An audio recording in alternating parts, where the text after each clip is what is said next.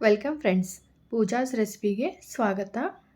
ಇವತ್ತು ನಾನು ಅಕ್ಕಿ ರವೆ ಅಥವಾ ಅಕ್ಕಿ ತರಿಯಿಂದ ಮಾಡಬಹುದಾದಂತಹ ರುಚಿಕರವಾದ ಅಕ್ಕಿ ರವೆ ಇಡ್ಲಿ ರೆಸಿಪಿ ಜೊತೆ ಬಂದಿದ್ದೀನಿ. ಉದ್ದಿನಬೇಳೆ ಬಳಸ್ತೇನೆ ಈ ಅಕ್ಕಿ ರವೆ ಇಡ್ಲಿನ ನೀವು ಸುಲಭವಾಗಿ ಮಾಡ್ಕೊಳ್ಬಹುದು. ಅಕ್ಕಿ ರವೆ ಇಡ್ಲಿನ ನಾನು ಯಾವ ಥರ ಮಾಡ್ತೀನಿ, ಯಾವ್ಯಾವ ಪದಾರ್ಥಗಳನ್ನು ಬಳಸಿದ್ದೀನಿ ಅಂತ ನೋಡ್ಕೊಳ್ಳೋಣ ಬನ್ನಿ.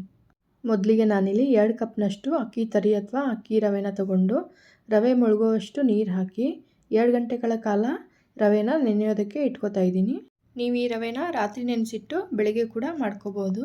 ನೆಕ್ಸ್ಟು 1 ದೊಡ್ಡ ಬಟ್ಲು ನೀರು ಹಾಕಿ ನೆನೆಸಿಟ್ಕೊಂಡಿರುವ ಗಟ್ಟಿ ಅವಲಕ್ಕಿ, 1 ಬಟ್ಲು ಕಾಯಿ ತುರಿ, 1 ಬಟ್ಲು ಕಟ್ ಮಾಡ್ಕೊಂಡಿರುವ ಕೊತ್ತಂಬರಿ ಸೊಪ್ಪು, ಕಟ್ ಮಾಡ್ಕೊಂಡಿರುವ ಕರಿಬೇವು ಸೊಪ್ಪು, ಸ್ವಲ್ಪ ಕಡಲೆಬೇಳೆ, ಉದ್ದಿನಬೇಳೆ, ಒಗ್ಗರಣೆಗೆ ಸಾಸಿವೆ ಮತ್ತು ಜೀರಿಗೆ, 1 ಚಿಕ್ಕ ಲೋಟ ಗಟ್ಟಿಯಾದ ಹುಳಿ ಮೊಸರು, 1 ಟೀ ಸ್ಪೂನ್ ಅಡುಗೆ ಸೋಡಾ, ರುಚಿಗೆ ತಕ್ಕಷ್ಟು ಉಪ್ಪು, ಒಗ್ಗರಣೆಗೆ ಅಡುಗೆ ಎಣ್ಣೆ. ನಂತರ ಒಂದು ಮಿಕ್ಸಿ ಜಾರ್ಗೆ ನೆನೆಸಿಟ್ಕೊಂಡಿರುವಂತಹ ಗಟ್ಟಿ ಅವಲಕ್ಕಿ ಹಾಗೂ ಕಾಯಿ ತುರಿನ ಹಾಕಿ ರುಬ್ಬೋಕ್ಕೆ ಬೇಕಾಗಿರುವಷ್ಟು ನೀರನ್ನು ಹಾಕಿ ನುಣ್ಣಗೆ ರುಬ್ಕೊಳ್ಬೇಕು. ನಾನಿಲ್ಲಿ ಮಿಕ್ಸಿ ಜಾರ್ಗೆ ಹಾಕಿ ನುಣ್ಣಗೆ ರುಬ್ಕೊಂಡು ಇಟ್ಕೊಂಡಿದ್ದೀನಿ. ನಂತರ ಒಂದು ಪಾತ್ರೆಯನ್ನು ತಗೊಂಡು ಅದಕ್ಕೆ ನೆನೆಸಿಟ್ಕೊಂಡಿರುವಂತಹ ಅಕ್ಕಿ ತರಿ ಅಥವಾ ಅಕ್ಕಿ ರವೆನ ಹಾಕ್ತಾಯಿದ್ದೀನಿ. ನಂತರ ಇದಕ್ಕೆ ರುಬ್ಕೊಂಡಿರುವಂತಹ ಮಿಶ್ರಣವನ್ನು ಮಿಕ್ಸ್ ಮಾಡ್ಕೊಳ್ಬೇಕು. ನಂತರ ಇದಕ್ಕೆ ತೆಗೆದುಕೊಂಡಿರುವಂತಹ ಹುಳಿ ಮೊಸರು, ಅಡುಗೆ ಸೋಡಾ, ನಂತರ ರುಚಿಗೆ ತಕ್ಕಷ್ಟು ಉಪ್ಪು, ಎಲ್ಲ ಪದಾರ್ಥಗಳನ್ನು ಹಾಕಿ ಚೆನ್ನಾಗಿ ಮಿಕ್ಸ್ ಮಾಡಿ ಇಟ್ಕೊಳ್ಬೇಕು. ನಂತರ ಈ ಮಿಶ್ರಣಕ್ಕೆ ಒಂದು ಒಗ್ಗರಣೆನ ಮಾಡ್ಕೋತಾ ಇದ್ದೀನಿ. ಒಂದು ಚಿಕ್ಕ ಪಾತ್ರೆನ ಬಿಸಿಗೆ ಇಟ್ಕೊಂಡು ಅದಕ್ಕೆ ಸ್ವಲ್ಪ ಅಡುಗೆ ಎಣ್ಣೆನ ಹಾಕಿದ್ದೀನಿ. ಎಣ್ಣೆ ಬಿಸಿಯಾದ ನಂತರ ಇದಕ್ಕೆ ಸಾಸಿವೆ ಜೀರಿಗೆ ಸ್ವಲ್ಪ ಸಿಡಿದ ನಂತರ ಇದಕ್ಕೆ ಕಟ್ ಮಾಡಿದ ಕರಿಬೇವು ಸೊಪ್ಪನ್ನು ಹಾಕ್ತಾಯಿದ್ದೀನಿ. ನಂತರ ಇದಕ್ಕೆ ಕಡಲೆಬೇಳೆ ಮತ್ತು ಉದ್ದಿನಬೇಳೆನ ಹಾಕಿ ಸ್ವಲ್ಪ ಕೆಂಪಗಾಗೋವರೆಗೂ ಫ್ರೈ ಮಾಡಿಕೊಂಡ್ರೆ ಒಗ್ಗರಣೆ ರೆಡಿ ಆಯಿತು.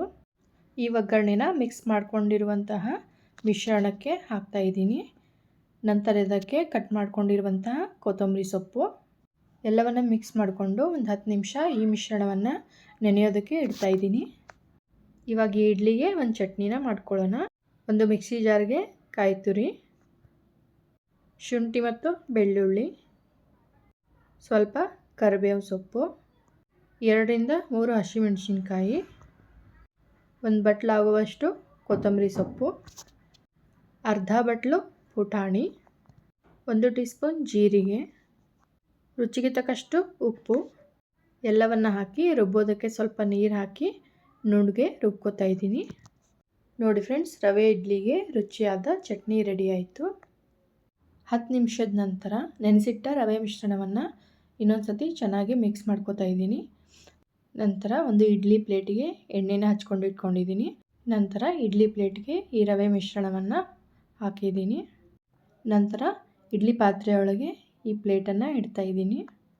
ಇಲ್ಲಿ ನಾನು ಮೊದಲೇ ಇಡ್ಲಿ ಪಾತ್ರೆಗೆ ಸ್ವಲ್ಪ ನೀರು ಹಾಕಿ ಇಡ್ಲಿ ಪಾತ್ರೆನ ಬಿಸಿಗೆ ಇಟ್ಕೊಂಡಿದ್ದೆ. ಎಲ್ಲ ಇಡ್ಲಿ ಪ್ಲೇಟ್ಗೂ ಮಿಶ್ರಣವನ್ನು ಹಾಕಿ ಸ್ಟೀಮ್ ಮಾಡೋದಕ್ಕೆ ಇಡ್ತಾಯಿದ್ದೀನಿ. 10 ನಿಮಿಷ ಲೋ ಫ್ಲೇಮಲ್ಲಿ ಇದನ್ನು ಸ್ಟೀಮ್ ಮಾಡಿಕೊಂಡ್ರೆ ಸಾಕು. 10 ನಿಮಿಷದ ನಂತರ ನೋಡಿ ಫ್ರೆಂಡ್ಸ್, ಇಡ್ಲಿ ಎಷ್ಟು ಚೆನ್ನಾಗಿ ಬಂದಿದೆ ಅಂತ. ಇದನ್ನು ಇಡ್ಲಿ ಪಾತ್ರೆಯಿಂದ ಹೊರಗಡೆ ತೆಗೆದಿಟ್ಟು 1-2 ನಿಮಿಷ ಆರೋದಕ್ಕೆ ಬಿಡ್ತಾಯಿದ್ದೀನಿ. ಇಡ್ಲಿ ತಟ್ಟೆ ಸ್ವಲ್ಪ ಆರಿದ ನಂತರನೇ ಈ ಇಡ್ಲಿಗಳನ್ನು ಪ್ಲೇಟಿಂದ ತೆಗಿಬೇಕು.